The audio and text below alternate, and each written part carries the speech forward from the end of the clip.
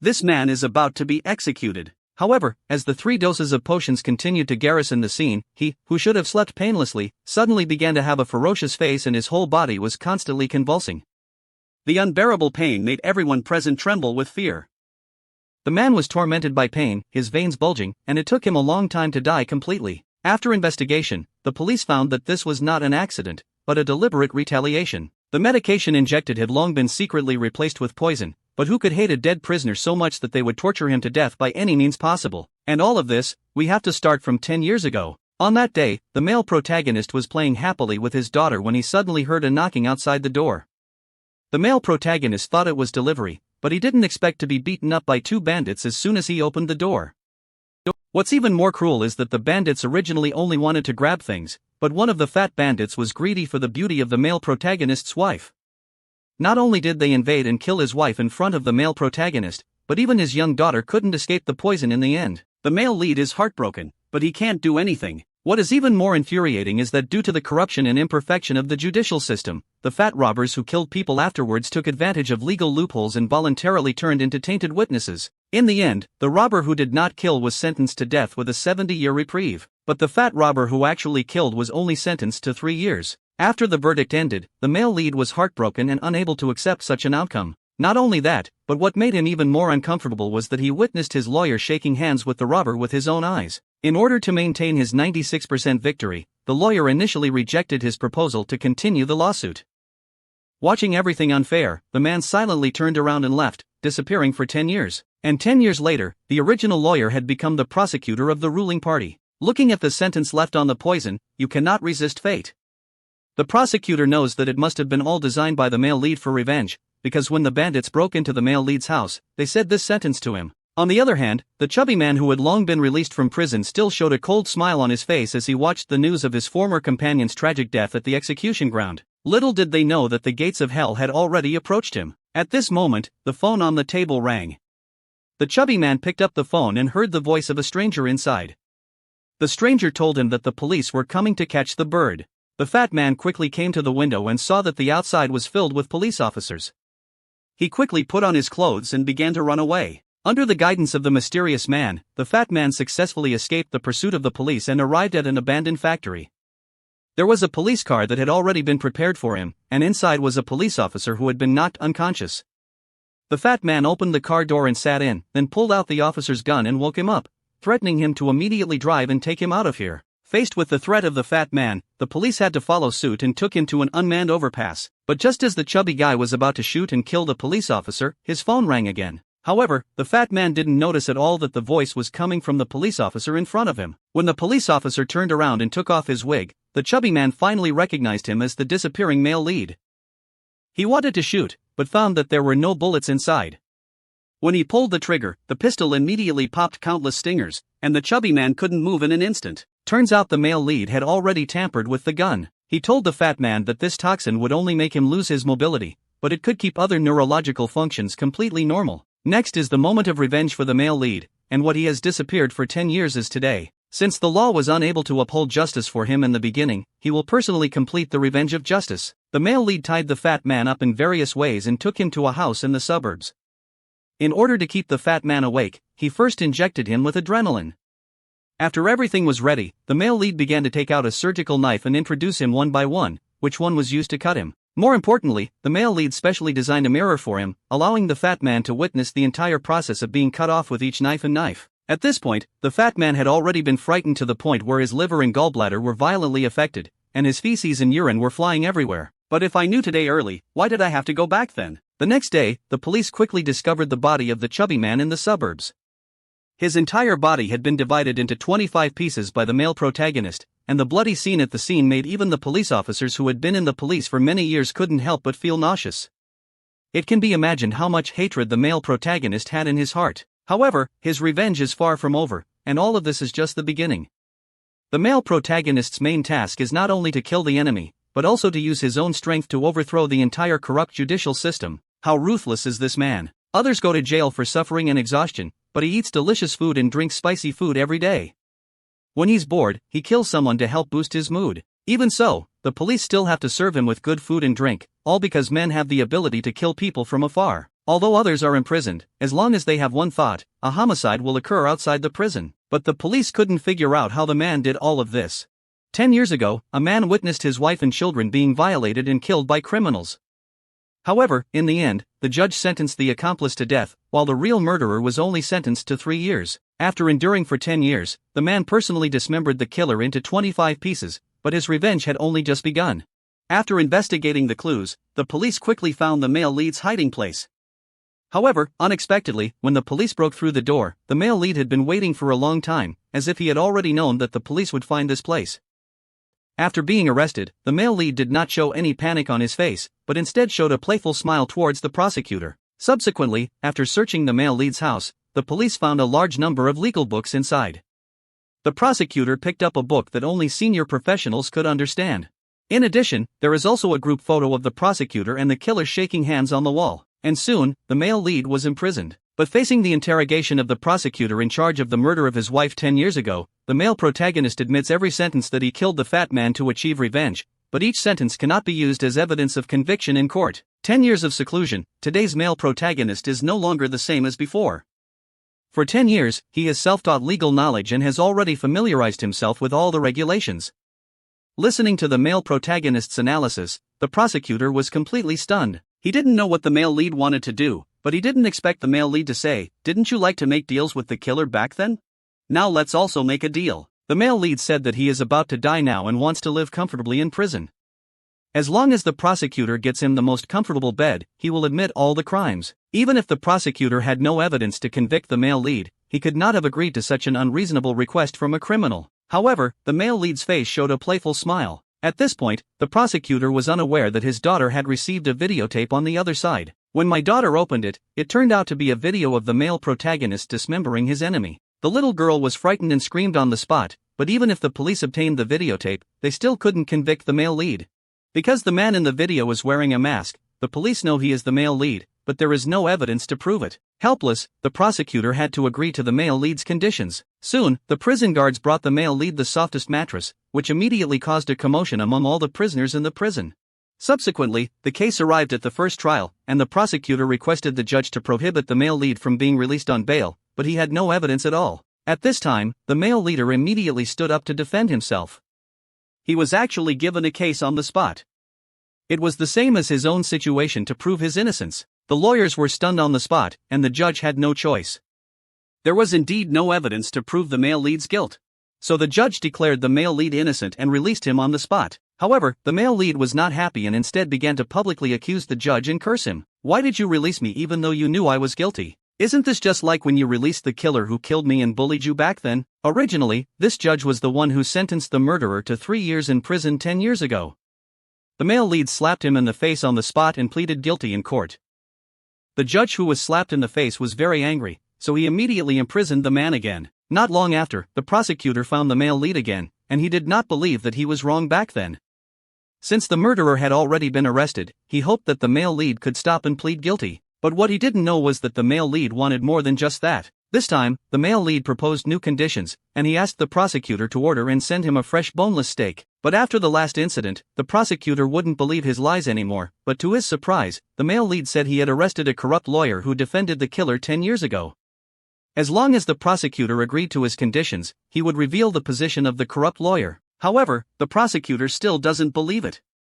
Even though the male protagonist has been imprisoned for a long time, how could he go outside to arrest someone? But when the police immediately contacted the lawyer's family, they found out that the corrupt lawyer had already gone missing 3 days ago.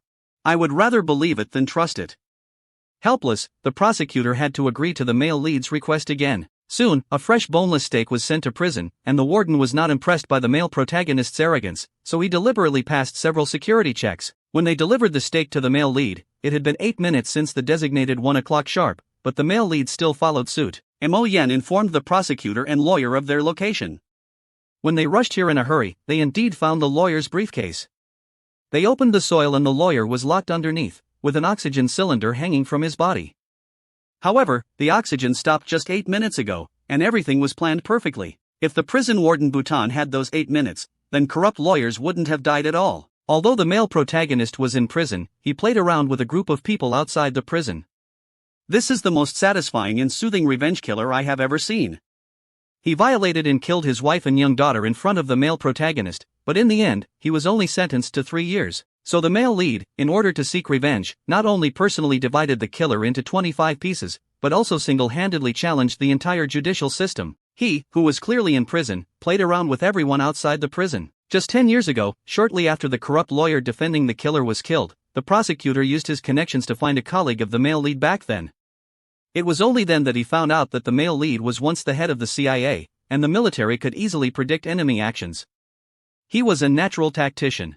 According to colleagues, if the male lead appears in prison, it must be because he wants to be imprisoned himself. The police cannot stop any of his revenge actions unless they do not provide evidence and directly rush into prison, shooting the male lead in the head with one shot. However, the prosecutor does not believe that the male lead is really so powerful. He believes that the reason why the male lead can kill in prison must be because there are accomplices outside helping him. So the prosecutor approached the judge, hoping that he could prohibit the male lead from having contact with anyone. After careful consideration, the judge agreed to the prosecutor's request. At this moment, the phone on the table rang, but as soon as the judge picked it up, he was killed on the spot by the explosion. Now the prosecutor is completely panicked. The male lead is still in prison and has not had any contact with anyone. How did he do all this? In just a few short days, there have been people dying constantly, so the prosecutor is completely puppet like this. He found the male lead again and questioned him what he really wanted. As long as he stopped killing, he could agree to anything. But the male lead said, "Then withdraw all charges and release me at 6 a.m. tomorrow morning, otherwise he will kill everyone here." It is obvious that the male lead has no intention of compromising at all. Quickly, as time approached 6 o'clock in the morning, everyone nervously held their breath. After all the practical evidence, no one dared to say that the male lead could still do anything terrible. Until 6 o'clock, nothing happened, and everyone breathed a complete sigh of relief. The prosecutor also felt relieved of his burden. However, to my surprise, in the next second, the assistant prosecutor and 5 members of the Ministry of Justice were all killed in their own car, and in an instant, 6 lives were wiped out. Subsequently, police officers discovered an explosive device at the scene. After preliminary assessment, the male lead clearly could kill more people. It seems that he just wanted to give the prosecutor a warning, but strangely, nothing was found in the prosecutor's car. It seems that the male lead did not intend to kill him. Subsequently, while attending the funeral, officials were bombarded with a drone gun and killed several members of the Ministry of Justice. Now the entire city has completely fallen into panic, and the mayor immediately declared a state of emergency, deploying a large number of police officers and armed vehicles for overnight patrols. Think about how ironic this is. A law enforcement agency in a city of Nuade unexpectedly fell into chaos due to a man being imprisoned in prison. At the same time, after a series of brutal killings, the prosecutor, who had been exhausted, began to investigate day and night. Finally, he discovered a suspicious property under the name of the male protagonist. In order to quickly uncover the truth behind it, the prosecutor invited friends to pry open the door and break in together. In no time, they discovered a hidden secret passage. The two of them followed the passage slowly, but unexpectedly discovered a large number of various weapons and explosives along the way. Even more terrifying is that there is a complete set of monitoring equipment in the secret passage, which can clearly see any corner of the prison. And the endpoint of the secret passage happens to be the male lead's single cell. Turns out, this is the secret of the male lead, who can still carry out revenge plans while in prison. Although he is imprisoned, he can freely shuttle through it. However, when the prosecutors arrived at the cell, the male lead had already disappeared without a trace. Looking at the fake City Hall pass forged by the male protagonist in the secret passage, the prosecutor instantly realized something. That's right, the male lead at this moment has disguised himself as a janitor and come to the City Hall to place a bomb. Fortunately, at a critical moment, the prosecutor arrived in time and discovered the bomb. He called for a bomb disposal expert. According to experts, this bomb can destroy the entire building, but the bigger challenge is that the bomb was detonated remotely through a mobile phone, leaving everyone helpless. However, at a critical moment, the prosecutor suddenly came up with a plan. When the male protagonist returned to his cell again, the prosecutor had been waiting for him for a long time, but the male protagonist did not panic. Instead, he calmly said to the prosecutor, "You have finally discovered my secret." The prosecutor urged the male lead to stop being stubborn for the last time. "But I didn't expect the male lead to say, 'Let's do another transaction.'" But this time, the prosecutor decisively refused. Listening to the prosecutor's answer, the male lead smiled proudly because he knew his goal had been achieved.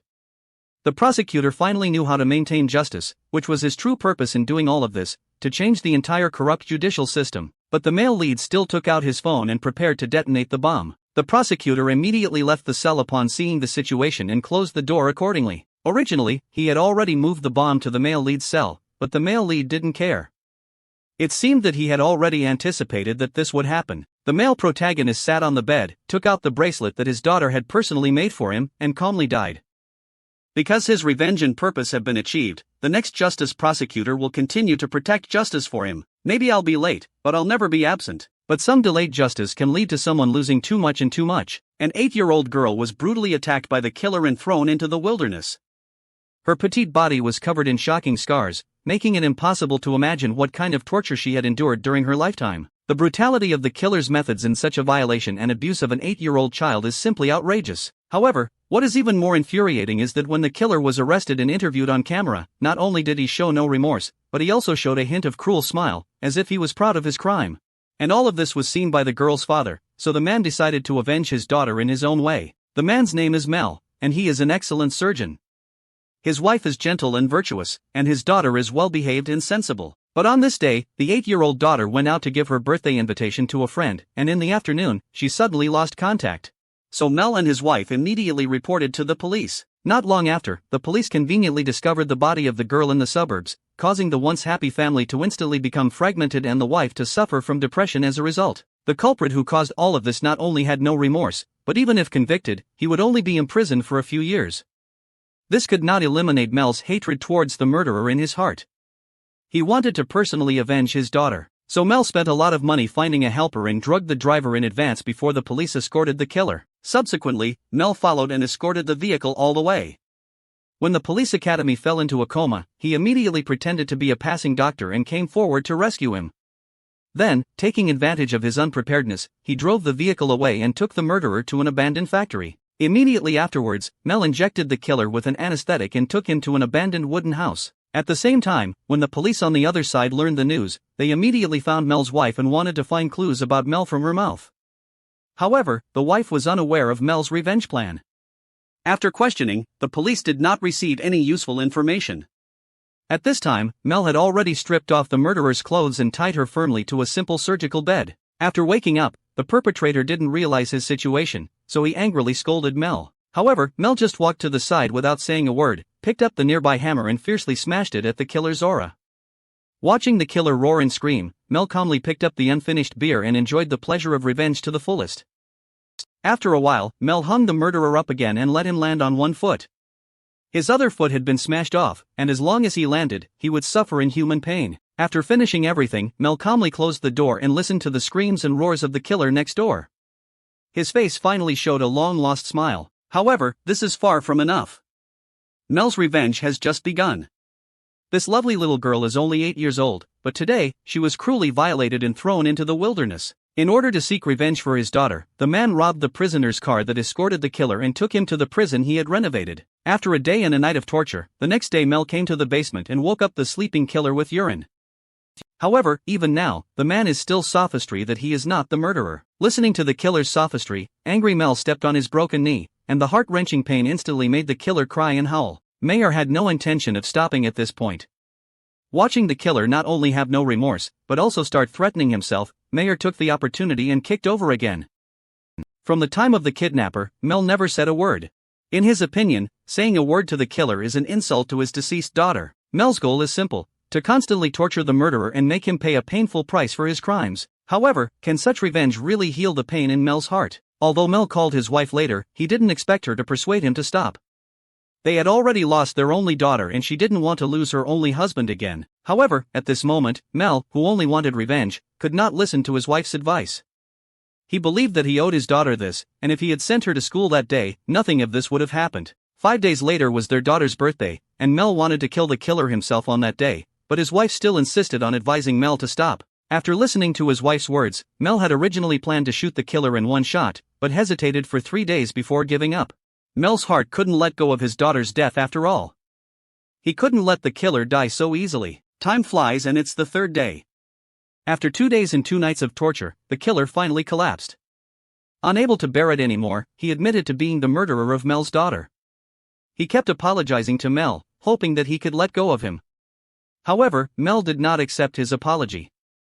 His daughter's life cannot be exchanged for an apology. Subsequently, Mel once again hung the murderer up and almost crazily whipped him with iron chains. As Mel watched the killer howl in agony, he became more excited about the fight, but no matter how much he tormented the killer's daughter, it was impossible for her to be resurrected. Thinking of this, Mel began to fight more and more wildly, until in the end his entire emotions completely collapsed. He thought that such revenge could bring him pleasure, but in fact, it did not. At the same time, after several days of investigation, the police still couldn't find any clues to Mel, but from the beginning they didn't take it to heart because no one would really want to save such an inhumane and twisted killer.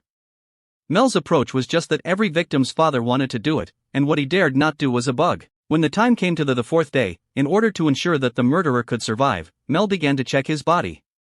However, unexpectedly, the wife on the other side openly criticized her husband's actions in the news. So Mel angrily called his wife, but he couldn't understand that he was just seeking revenge for his beloved daughter, yet his wife was actually blaming him for his actions. So the two of them had a big argument on the phone. And Mel, who had lost his sanity, also gave the police an opportunity to track and locate him. Soon, the police traced Mel's approximate location, and there were only 3 days left until he killed the murderer. As the screen changes, the killer's emotions, which have been tormented for several days, have completely collapsed. For him, living now is more painful than dying. But Mel showed no sympathy for this and continued to inject the killer with a medication that could paralyze the body while maintaining consciousness. And what's even more terrifying is that Mel, while the killer was conscious, personally cut off his sinful waist. In order to avenge his 8-year-old daughter, he caught the killer and cut off his waist, but this still couldn't relieve his hatred. So Mel boiled the cut kidney into a pot of porridge and sent it to the murderer, forcing him to eat it. But after a few days, although Mel kept trying his best to torture the killer, all of this did not make him feel happy. During the period of torturing the murderer, Mel felt as if he was living in hell every day, and his daughter's death was like a thorn piercing into his heart that could never be erased. On the 5th day, the murderer no longer begged for mercy. Although he was tormented to the point of death, he knew that Mel would never let go of him. So he began to constantly provoke Mel with words, hoping to provoke him. He told Mel that he had killed a total of 4 girls, but Mel's daughter was the most beautiful. Shadow. Listening to the killer's unpleasant words, Mel was finally angered by his success. He completely lost his sanity and tightly grabbed the killer's neck. However, just as the killer was about to suffocate, Mel suddenly let go of his hand. He realized that the killer was intentionally provoking himself, but he couldn't just let the killer die easily like this. Watching his plan fail, the killer was completely hopeless.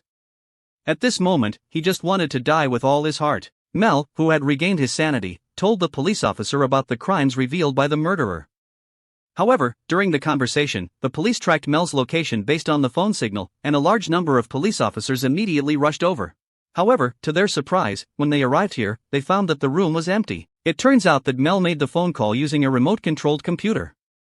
At this moment, he had already arrived at a supermarket, preparing to purchase supplies and food. However, at the checkout, the cashier recognized his identity. However, the cashier not only did not report him, but also encouraged Mel to say that he supported his approach.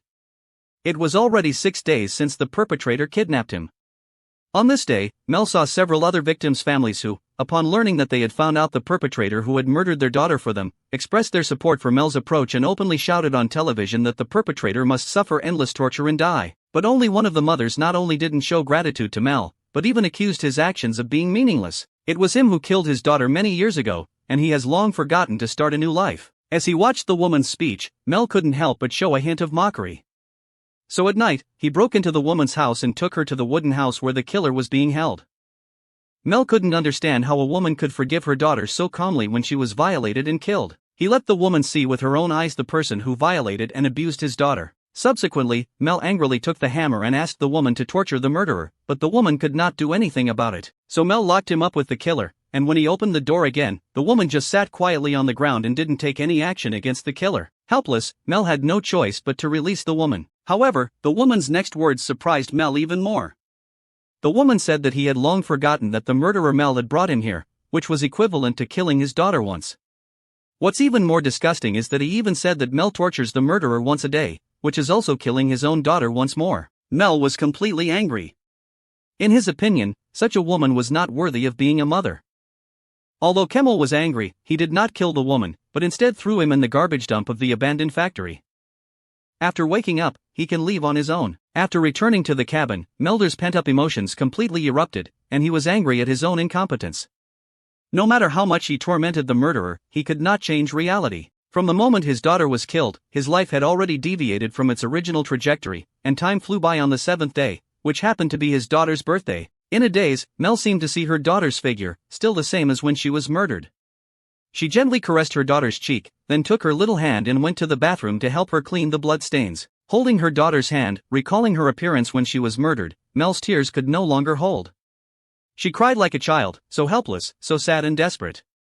She hated herself for not being able to protect her daughter, causing her to leave this world in such pain. At this point, the police outside had already found the wooden house based on clues. Mel originally planned to kill the killer before committing suicide, but in the end, he did not do so.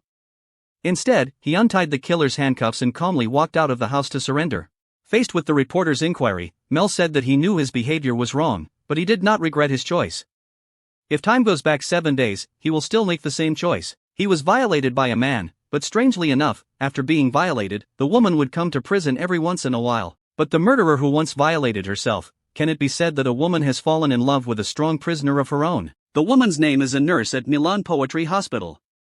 Due to her optimistic and outgoing personality, she is deeply loved by everyone. Milan's dream, on the other hand, was to become a surgeon holding a surgical knife, but on this day, her fate completely changed. Milan is carefully dressing up and preparing to welcome their blind date. However, when she opened the door, she found that the description of the other person and her best friend was completely different.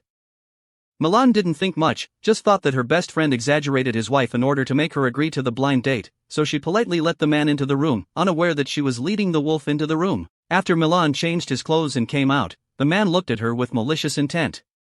It was only then that Milan realized that perhaps the other person was not the man she was blind to, but just happened to appear at her doorstep.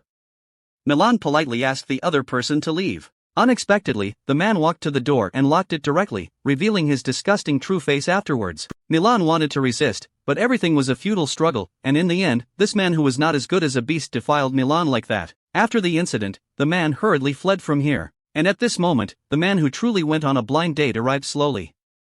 When he entered the door and saw that scene, he was immediately frightened and froze on the spot. Even when facing the police's inquiry, he couldn't bear to think of it again. Then Milan was taken to the hospital, and looking at his injuries all over his body, it was hard to imagine how much torture he had endured. After much effort, Milan finally remembered the identity of the murderer. His name was William, a waiter at a restaurant. At this moment, William happened to return to the restaurant and was preparing to settle his salary with the boss and run away. Unexpectedly, the police had been waiting for him for a long time. Although the murderer was arrested, due to serious psychological trauma, Milan's right hand twitched slightly. Nowadays, he can't even hold the syringe steadily, and he goes with Tan to get the surgical knife. Faced with the sudden blow, even though Milan has been pretending to be calm, he knows that his dreams have been completely shattered, and his life has deviated from the original trajectory. However, to my surprise, Milan, who had been feeling lethargic all along, suddenly seemed to be a different person on this day. He began to repair the dilapidated house and actively welcomed the new life and the sunshine every day. The only strange thing is that Milan sends out a letter every day, but every time that letter is returned, Milan does not give up. Even though it is returned every time, he still insists on the foundation of one letter after another. Until that day, he finally received a reply from the other party on the envelope, with 2 words prominently written on it: "You won." The next day, Milan arrived at the prison. It turned out that the person he had been sending letters to was William, who had violated him. But what was his purpose in doing so? The two sat across the window, and William thought Milan was coming to blame him, so he reluctantly began apologizing. Unexpectedly, Milan not only did not blame him, but also cared about his life in prison. William was momentarily confused. He didn't know why Milan came to see him, but looking at Milan's appearance, it didn't seem like he was pretending. So William gradually let go of his guard and the two started chatting about family life like friends. However, after leaving prison, Milan's face showed a strange smile. Afterwards, Milan began to visit the prison from time to time, and their relationship grew closer. Milan's makeup also became more and more exquisite. Under the influence of sugar-coated bullets, William, who already had an admiration for Milan, has completely fallen into the trap during this period of contact. Two people are like a happy couple, chatting about family matters and talking about love, but sweetness often comes with danger. But on that day, Milan dressed up carefully and went to prison, but the guards told him that William couldn't meet him today. Helpless, Milan could only return home feeling lost. He didn't understand why William suddenly refused his expedition. It wasn't until Milan returned to prison the next day that he realized William had completely fallen in love with him. In order to be released from prison earlier, he had to constantly endure the bullying of his fellow inmates. The reason why he didn't appear that day was because he was treating the wound in the medical room. Looking at the terrible scar, one can imagine how much torture William had suffered. However, what William didn't know was that as he watched him endure the pain, Milan's heart was filled with indescribable excitement. And not long after, William was given the opportunity to release Joshua from prison for his good performance. As soon as he was released from prison, he immediately found Milan, who warmly invited him to help repair his house. William worked very hard, and not long after, he completed the repair work. Standing together, they looked like a happy couple. After completing the work, William left here and then went to a shop to buy paint, ready to go back and repair the beams for Milan. At this moment, Milan's father happened to be in the store, looking at the broken beam in WeChat's hand. Fu's father suddenly realized something, so he angrily approached Milan and asked him if William had been through it. He also told Milan to stay away from those scumbags. However, Milan comforted his father, saying that he had asked William to come and help, and that he did not want to live forever in the pain of the past. My father couldn't figure out why Milan was doing this, and how could he forgive a man who had violated him. So the two of them had a quarrel and ended up unhappy. In the evening, Milan received a call from William. It turned out that when Milan had an argument with his father today, William stood not far away and witnessed everything. He blamed himself and told Milan that he shouldn't have appeared at his house, which caused him and his father to have an unpleasant argument. Milan listened to Dumas comforting William, not caring about his father's thoughts. He was just a stubborn old man of 70 years old. Sure enough, under Milan's sweet words, William quickly fell again. So the next day he came to Milan's house again, ready to help him repair the beams of the house. However, today's weather was extremely hot. Milan enthusiastically poured William a drink and looked at Milan's charming appearance. At this moment, William felt like he was the happiest man in the world. However, what he didn't expect was that shortly after finishing his drink, William began to feel uncomfortable all over. At first, he thought it was just a heat stroke, but little did he know that greater danger was waiting for him. Milan took advantage of the situation and let William enter the house to rest, but as soon as the door closed, William immediately passed out. When he woke up again, Milan had already changed the white tune for the day of the crime and was sitting by the bed carefully taking care of him. Just as William was still clarifying his illusions of happiness, he didn't expect Milan's painting style to suddenly change the next second. At this moment, William gradually realized the danger.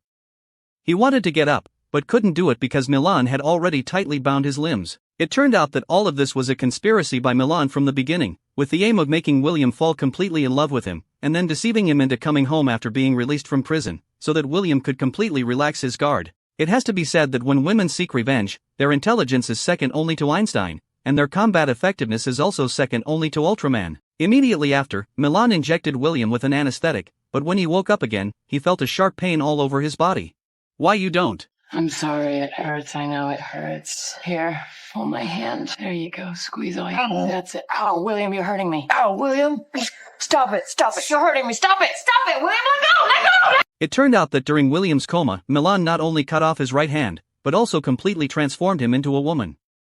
Looking at his incomplete body, William suffered heart-wrenching pain, but he could not change anything. If I had known today earlier, why did I have to go back then? At this point, Milan has achieved perfect revenge, but his approach is not advisable and he will eventually face legal sanctions. Milan redeemed himself, but also ruined his life.